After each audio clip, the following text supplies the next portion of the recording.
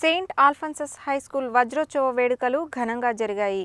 రాష్ట్ర మంత్రి కోమటిరెడ్డి వెంకటరెడ్డి ముఖ్య అతిథిగా హాజరై ఇతర అతిథులతో కలిసి జ్యోతి ప్రజ్వలన చేసి వేడుకలను ప్రారంభించారు. సెయింట్ ఆల్ఫోన్సస్ హై స్కూల్ని స్థాపించి 60 ఏళ్లు పూర్తయిన సందర్భంగా నిర్వహిస్తున్న వజ్రోత్సవ వేడుకల ముగింపు కార్యక్రమం శుక్రవారం రాత్రి పాఠశాల ఆవరణలో ఘనంగా జరిగింది. రాష్ట్ర రోడ్లు, భవనాలు, సినిమాటోగ్రఫీ శాఖల మంత్రి కోమటిరెడ్డి వెంకటరెడ్డి, తెలంగాణ శాసన మండలి చైర్మన్ గుత్తా సుఖేందర్ రెడ్డిలు విచ్చేసి పాఠశాల యాజమాన్యం, పూర్వ విద్యార్థులు, మాజీ ప్రిన్సిపల్స్తో పాటు ఇతర అతిథులతో కలిసి జ్యోతి ప్రజ్వలన చేసి కార్యక్రమాన్ని ప్రారంభించారు. వేడుకలలో భాగంగా విద్యార్థులు ప్రదర్శించిన స్వాగత నృత్యం అందరినీ ఆకట్టుకుంది. స్వాగత నృత్యం అనంతరం మంత్రి కోమటిరెడ్డి వెంకటరెడ్డి, శాసన మండలి చైర్మన్ గుత్తా సుఖేందర్ రెడ్డిలు కేక్ కట్ చేశారు. అనంతరం శాంతి సామరస్యాలకు సూచికగా పావురాలు, బెలూన్స్ ఎగురవేశారు. ఆ తదుపరి 2023-24 బ్యాచ్ 10వ తరగతి పరీక్షలలో టాపర్స్గా నిలిచిన విద్యార్థులకు మెమొంటోలు అందజేశారు.